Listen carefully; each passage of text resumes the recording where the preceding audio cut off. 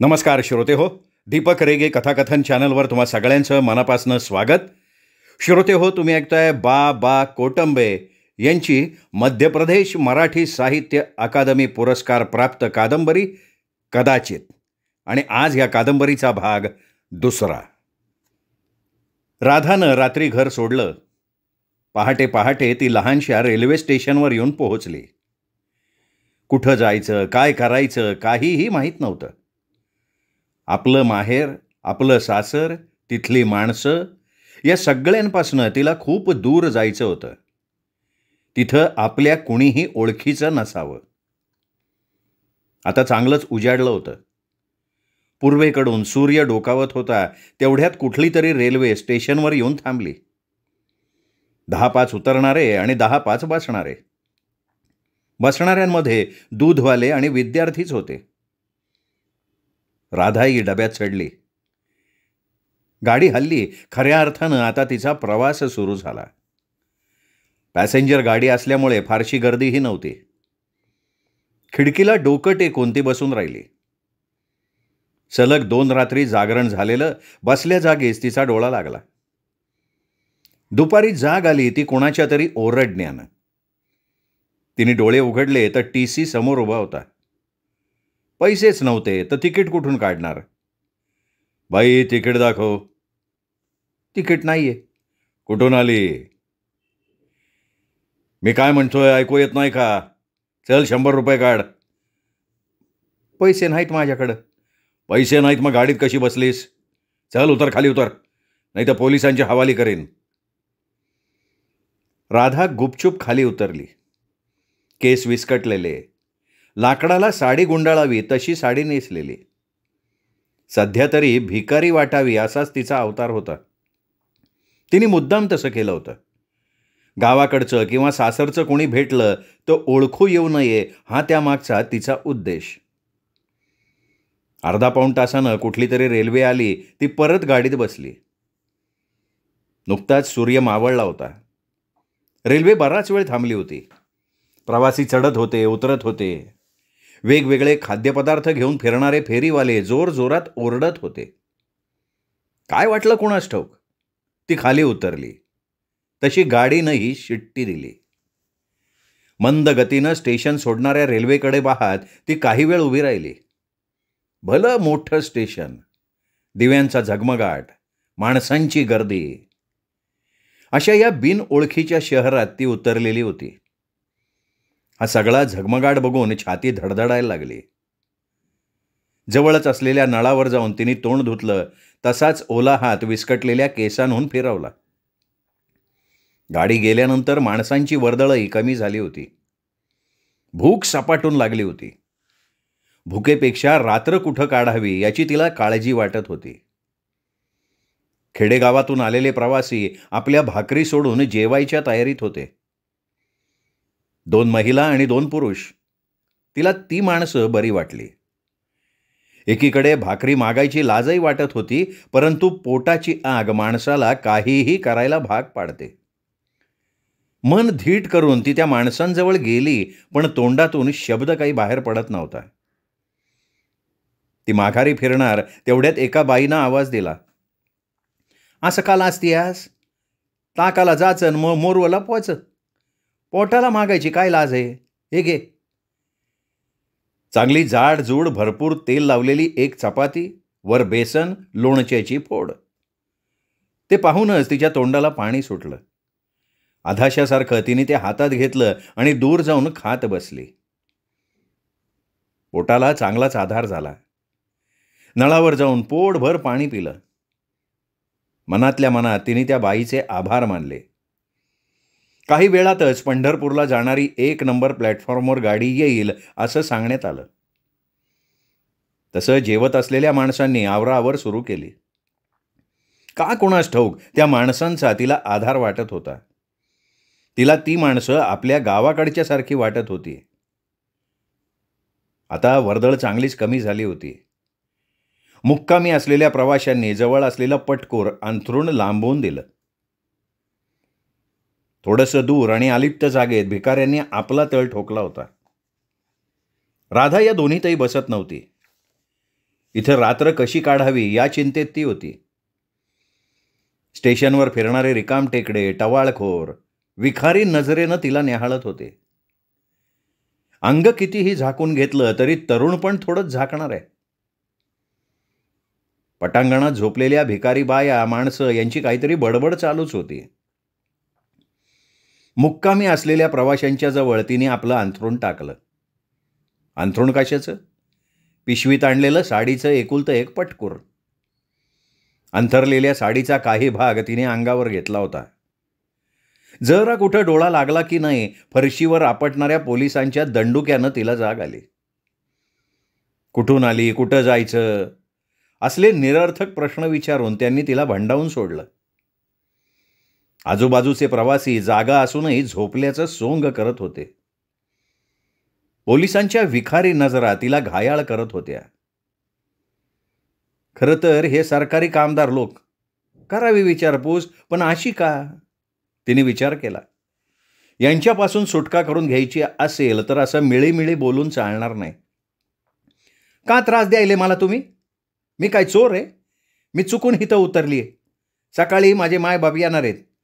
बाकी एवढे लोक इथं झोपले ते तुम्हाला दिसनात? एकटी बाई माणूस बघून त्रास द्यायलेत? राधानं चांगलाच आवाज चढवला. तसं दोघं तिघं भिकारी तिच्या जवळ आले. तिचा आवाज स्टेशनभर घुमत होता. वेटिंग रूममध्ये थांबलेली काही माणसंही बाहेर आली. पोलिसांच्या परिस्थिती लक्षात आली. चला, गर्दी करू नका, गपचूप झोपा, असा पोकळ दम देऊन त्यांनी तिथून काढता पाय घेतला. झोप बाई झोप. यकुत्रे, जरा काय दिसलं ना का असेच चावतळतेत. काळजी करू नका, आम्ही जागेचे. भिकाऱ्यांनी तिला धीर दिला. जीव मुठीत घेऊनच तिने रात्र काढली. एकट्या बाईचं जगणं किती अवघड असतं हे आता तिला कळलं होतं. सासर दुरावलं आणि आता माहेरही दुरावलं. परतीचे आता सगळे मार्ग बंद झालेले होते. स्टेशनवर लटकवलेल्या भल्या मोठ्या घड्याळात पहाटेचे 5 वाजत होते. कुठल्या तरी गाडीची वेळ झाली असावी. अचानक प्रवाशांची ये-जा वाढली. आजूबाजूला झोपलेले आणखीन गाढ झोपेत होते. राधा झोपलेली जागा रहदारीची होती, त्यामुळे तिला आता झोप लागणं शक्य नव्हतं. ती उठली. अंथरलेल्या साडीची घडी करून पिशवीत टाकली. नळावर जाऊन तोंड धुतलं. ओला हात चेहऱ्यावरून फिरवताना आपल्या कानात सोन्याचे झुमके असल्याचं तिच्या लक्षात आलं. कानातलं आणि गळ्यातलं धरून जवळपास 7-8 हजारांचा ऐवज तिच्याजवळ होता. असं सोनं अंगावर घेऊन उघड्यावर झोपणं, एकटीनं फिरणं किती धोक्याचं आहे हे तिच्या प्रथमच लक्षात आलं. औरंगाबादकडे जाणारी एक्सप्रेस निघून गेली. परत स्टेशनवरची गर्दी पातळ झाली. सूर्य हळूहळू आकाशाकडे सरकत होता. राधा भिंतीला पाठ देऊन येणाऱ्या जाणाऱ्या लोकांकडे पाहत बसून राहिली. किती वेळ बसून राहावं असं? असं अचानक घर सोडायला नको होतं. आता झाली चूक. परत परत तेच उगाळीत बसण्यात काय अर्थ आहे? आता या जगात आपलं कुणीही नाही. पुढं पाऊल टाकताना विचार करून टाकला पाहिजे. या विचारात किती वेळ गेला याचंही तिला भान नव्हतं. घड्याळाकडे तिचं लक्ष गेलं. 10 वाजून गेले होते. स्टेशन बाहेर ऊन चांगलंच चमकत होतं. पिशवी हातात घेऊन ती चालू लागली. मुख्य रस्त्यावर येताच तिने मागे वळून बघितलं. स्टेशनच्या दर्शनी भागावर परभणी स्टेशन असं मोठ्या अक्षरात लिहिलेलं होतं. रस्त्यावरची गर्दी बघून घाबरल्यासारखं होत होतं. दुकानावरच्या पाट्या वाचत रस्त्याच्या कडेनं ती चालत होती. नुकतीच दुकानं उघडायला सुरुवात झाली होती. सोनाराचं दुकान दिसताच ती घुटमळली. आणखी दुकान पूर्ण उघडलं नव्हतं. नोकरांची साफसफाई चालू होती. मालक हार अगरबत्ती घेऊन पूजेच्या तयारीत होता. राधा थोडंसं बाजूला झाली. कानातले झुमके तेवढे वेगळे केले आणि फुलं परत कानात घातली. 1-2 ग्राहक दुकानात शिरताच राधाही आत गेली. विकण्यासाठी हातात घेतलेले झुमके हातातल्या हातात चाळवत होती. विकायला मन काही धजावत नव्हतं. लग्नात किती हौसेनं केलं होतं आईनं. गावाकडं एखादा दागिना करायचं म्हटलं तर काय काय करावं लागतं हे तिला चांगलंच माहिती होतं. आईच्या आठवणीने तिच्या डोळ्यात पाणी आलं. काही झालं तरी आपण घर सोडायला नको होतं. तिकडे आईवडिलांची काय अवस्था झाली असेल, भावाला काय वाटलं असेल, गाव तर नाही नाही ते बोलत असेल. जाऊ दे, जे झालं ते झालं. आता परतीचा रस्ता बंद झाला आहे. तिला हुंदका दाटून आला. कोणाच्या तरी गळ्याला पडून मोठ्यानं रडावंसं वाटत होतं. तिच्या या हालचालींकडे दुकानदाराचं बारीक लक्ष होतं. दुकानदार आपल्याकडेच पाहतोय हे तिच्याही लक्षात आलं. तिने पदराच्या टोकानं डोळे पुसून घेतले आणि दबकतच दुकान मालकासमोर गेली. हा, काय काम आहे बाई? तिने हातातले झुमके काउंटरवर ठेवले. काय करायचं याचं? मोडायचंय. कुठं घेतलं तिथंच द्या किंवा पावती दाखवा. इथं कुठली आली पावती सावकार? माझं गाव लांब आहे तिकडं. तू एकटी कशी? तुझ्या सोबत कुणी नाही? आहेत की, आहेत. आई वडील आहेत, स्टेशनवर थांबलेत. प्रवासात त्यांचे पैसे गेलेत, त्यांना काही सुधारणा झालंय. त्यांनी माझ्या अंगावरचं सोनं मोडलं नसतं म्हणून मी एकटी आले. हे काय, फुलं कानं तशीच आहेत, खालचे झुमके तेवढे काढले. मालकानं परत एकदा तिच्याकडे निरखून बघितलं. ती बोलतीये ते खरं असावं असं त्याला वाटलं. त्यांनी ते सोनं हातात घेतलं. सोनंच आहे याची खात्री करून घेतली, वजन केलं. 2000 मिळतील. सोनारानं घसघशीत बट्टा वगळून किंमत सांगितली. राधाला तरी कुठे व्यवहार माहिती होता. भाव काय, वजन किती, काहीही माहीत नव्हतं. उलट 2000 ही रक्कमच तिला जास्त वाटली. अडचणीत आहे म्हणून इकतीये, हिसाबानं द्या म्हणजे झालं. सोनारानं 100च्या 20 नोटा तिच्या हातात दिल्या. त्याला काय वाटलं कोणास ठाऊक, वर आणखीन एक नोट जास्त दिली. एवढ्या नोटा ती प्रथमच हाताळत होती. थरथरत्या हातात नोटांचं पुडकं घेऊन ती दुकानाबाहेर पडली. आता 4 पैसे कनवटीला आले होते. पण जायचं कुठं, राहायचं कुठं? आपल्यासारखं अविचारी जगात धुंडून सापडायचं नाही, असा काहीतरी विचार करत ती रस्त्यानं चालत होती. आता हळूहळू बाजार फुलत होता. शेकड्यानं माणसं येत होती, जात होती. यातलं एकही माणूस आपल्या कामाचं नाही. एकटेपणाचं दुःख काय असतं ते राधा आज भोगत होती. रस्त्याच्या डाव्या बाजूला तिचं लक्ष गेलं. वडाच्या बुडाला बसून एक म्हातारं जोडे शिवायचं काम करत होतं. डोक्यावर पिवळ्या रंगाचा फेटा, अंगात पांढऱ्या रंगाचा मळकट्ट शर्ट, चेहऱ्यावर असंख्य सुरकुत्यांचं पसरलेलं जाळं. खाली मान घालून तो वाहन शिवत होता. पायातली चप्पल थोडीशी उसवली होती. ती निरखून पायातल्या चपलेकडे बघत होती. झटकन तिने दोन्ही चपला हातात घेतल्या आणि छातीशी धरून कितीतरी वेळ उभी राहिली. त्या दिवशी घरून निघताना दारात सुटलेली आईची चप्पल तिने पायात घातली होती. आईच्या आठवणीने ती अस्वस्थ झाली. त्या चपलेतही तिला मायेची ऊब जाणवत होती. काय बाळ, काही शिवायचं होतं का? हा, चप्पल उसवली होती, द्या ता शिवून. स्वतःला सावरत राधा म्हणाली. अगं दे की माय, शिवून द्यायलाच बसलोय मी. उसवलेली चप्पल तिने म्हाताऱ्याच्या हातात दिली. 2 मिनिटांचं काम होतं. बाबा, किती देऊ? अगं राव दे माय, 2 तटाके मारलेत. असं कसं, काहीतरी घ्या की. ती म्हाताऱ्याच्या बाजूला टेकली. लाकडी पेटीला लागून आपली पिशवी ठेवली. द्यायला तिच्याजवळ चिल्लर पैसेही नव्हते. सोनारानं दिलेले पैसे कमरेला खोवून ठेवले होते.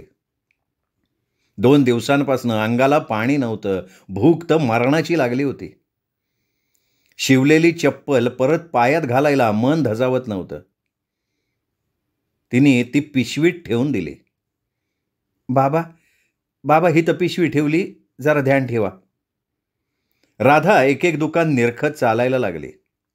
सगळ्यात अगोदर तिने स्वतःला चप्पल घेतली. हॉटेलातून थोडंसं खायला घेतलं. अर्धा डझन केळी घेतली आणि म्हाताऱ्याच्या जवळ येऊन बसली. तिच्या पायातल्या चपलेकडे बघत म्हातारं म्हणालं, ती शिवलेली चप्पल चांगली होती की. आणखी 2-4 महिने कशी बी गेली असती. आता ही कधी ती कधी वापरायची. खरं तर आईची चप्पल तिला आता वापरायची नव्हती. बाबा, जेवण केलं का? हो माय, सकाळी जेवण करून आलोय. खा की थोडं. तिनं आणलेले पदार्थाचे पुडे लाकडी पेटीवर मोकळे करून ठेवले. भजी, 5-6 पुऱ्या, 2 बालुशाही. बाटलीतल्या पाण्यानं म्हाताऱ्यानं हात धुतले. 2 भजी हातात घेत म्हातारं म्हणालं, बाजाराला आली वाटतं. कुणचं गाव म्हणालीस तुझं? लांब आहे तिकडं, विदर्भाच्या बांडरीवर. एवढं दूर कशी काय आली माय? सोबत बी कुणी दिसनाय. बाबा, केळी घ्या की. राधा विषय बदलत म्हणाली, घेतो, पर इकडं कुणीकडं आली होतीस ते सांगितलं नाहीस. काही माणसांचे चेहरेच अगदी बोलके असतात. राधाला म्हाताऱ्याचाही चेहरा असाच बोलका वाटला.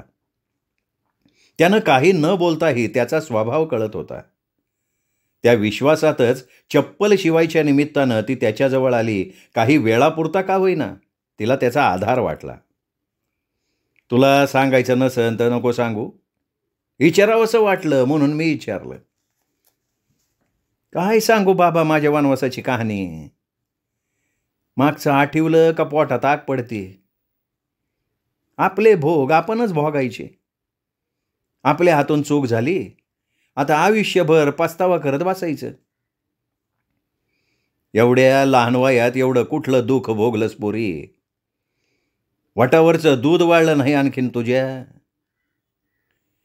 म्हाताऱ्याच्या शब्दातला ओलावा बघून तिचे डोळे पाणावले.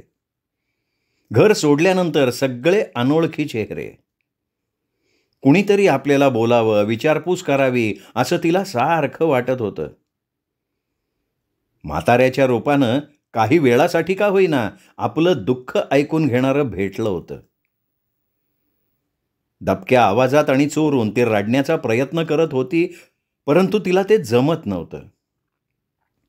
रस्त्याहून येणाऱ्या जाणाऱ्यांची संख्या वाढली होती. एखाद दुसऱ्याची नजर तिच्या रडण्याकडे जात होती. तिच्याही हे लक्षात आलं.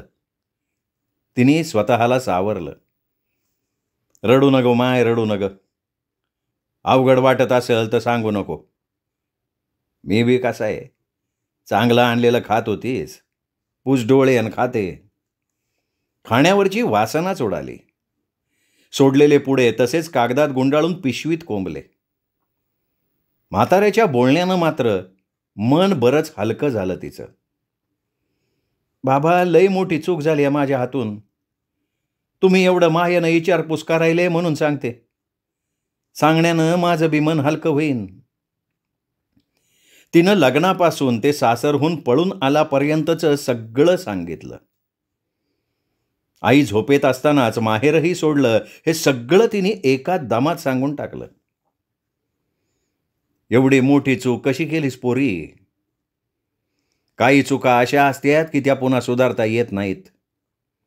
आपण किती बी चांगलं वागा, समाज विश्वास ठेवत नाही. त्यासाठी बाई माणसानं लई विचार करून पाऊल टाकायला पाहिजे. नवीन लगीन झालेल्या सासरवासनीला त्रास होतोच. सुरुवातीचे दिवसच लई जिकिरीचे. यावं लागतंय निभावून. असं तडकाफडकी सासर सोडायला नको होतं तू. आई बापाला बोलली असतीस तर काही मार्ग निघाला असता. गडी माणूस तरी कुठेही राहील, कसेही दिवस काढेन. बाई माणसाचं तसं नसतंय पोरी. पावला गणिक काटे असतेत. किती चुकवशीन ते. तुला विचारलं नसतं तेच बरं झालं असतं. आता उगीच माझ्या बी जीवाला घोर लागून राहिला बघ. संपत्ती याला खेळा मार बरं. म्हाताऱ्याच्या ओळखीतला ग्रहस्थ तुटलेल्या चपलेचा अंगठा दाखवत म्हणाला. म्हाताऱ्यानं पाणी प्यायलं. समोरच्या लहानशा टोपल्यातल्या पाण्यानं हात धुतला आणि चप्पल हातात घेतली. कोण आहे पाहुणी? आई वय, बहिणीची पोरगी आहे. सकाळी जेवलं नव्हतं, भाकर घेऊन आली. बरं बरं बरं बरं. पायात चप्पल घालून गृहस्थ निघून गेला. म्हाताऱ्यानं किती सहज नातं जोडून टाकलं याचं राधाला आश्चर्य वाटलं आणि बरंही वाटलं. बाबा, या वयात काम होतंय का आता? 2 टाईम खायचं आणि आराम करायचा. खरंय तुझं, पर कोणाच्या जीवाव? पोरं बिरं असतील की? कोणी नाहीये, एकटा जीव सदाशिव. कसनुसं हसत म्हातारं म्हणालं. मग घरी कोण असतंय? 6 महिन्याखाली मालकीन वारली. आता घरी बी एकटा आणि दारी बी एकटाच. राधा खाली मान घालून गप्प बसली. आणखीन एक जण घरी असते हे सांगायचं विसरलोच की म्या. कोणते? मांजार. तोंडाचं बोळकं करीत म्हातारं बळच हसलं. या 4-5 दिवसात तीही पहिल्यांदाच हसली. तिने आपली पिशवी आवरली. बाबा, येते मी, राहू द्या वळख. म्हाताऱ्यानं वळून तिच्याकडं पाहिलं. निघालीस? बरं बरं, जा. बरं, जातीस कुठं? कुठंही. वाटणे येईल तिकडं. एवढं सोपं आहे का पोरी हे? आत्ताच सांगितलं नवं तुला. एकट्या बाईनं किती बी नीट राहायचं ठरवलं तरी लोक नीट राहू देत नाहीत. गिधाडं मेलेलं जनावर खातंय, पर माणूस जिवंत माणसाला खातंय. अशी भीती नका ना घालू बाबा. अशानं माझ्यातलं हाय ते बी अवसान गळून पडन. मी तुला भिवू घालत नाही, सावध करतोय. तुम्ही सांगितलेलं मी नेहमी ध्यानात ठेवीन. तू असं का करत नाहीस? कसं? राधा आशेनं म्हाताऱ्याकडे पाहायला लागली. तू सरळ माहेरी जा. मायबापाजवळ सगळे गुन्हे माप असतेत. 4 दिवस ओरडतील, ग बसतील. म्हणजे त्यांच्या उराव धोंडाच की. एवढं झाल्यावर सासरचे लोक मला नेतीन का? गाव टोचून मारील माझ्या मायबापाला. लगीन करून दिलं, त्यांचं काम झालं. मला अवदासा आठवली, त्याला ते तरी काय करतील? एवढं सगळं कळतंय तर घर सोडताना कुठं गेलं होतं तुझं शानपण? तेव्हा मायबापाच्या आबरूचा विचार मनात आला नाही वय? खरं सांगू का बाबा, मला मरणाचं लय भेव वाटते. शेजारच्या सुमीला तिच्या सासरच्या लोकांनी जाळून मारलं. जळून राख झालेलं तिचं मढं तिच्या बापानं गठोड्यात बांधून गावी आणलं. मी लांबून ते बैलगाडीतलं गठोडं पाहिलं. सुमी माझी जवळची मैत्रीण होती.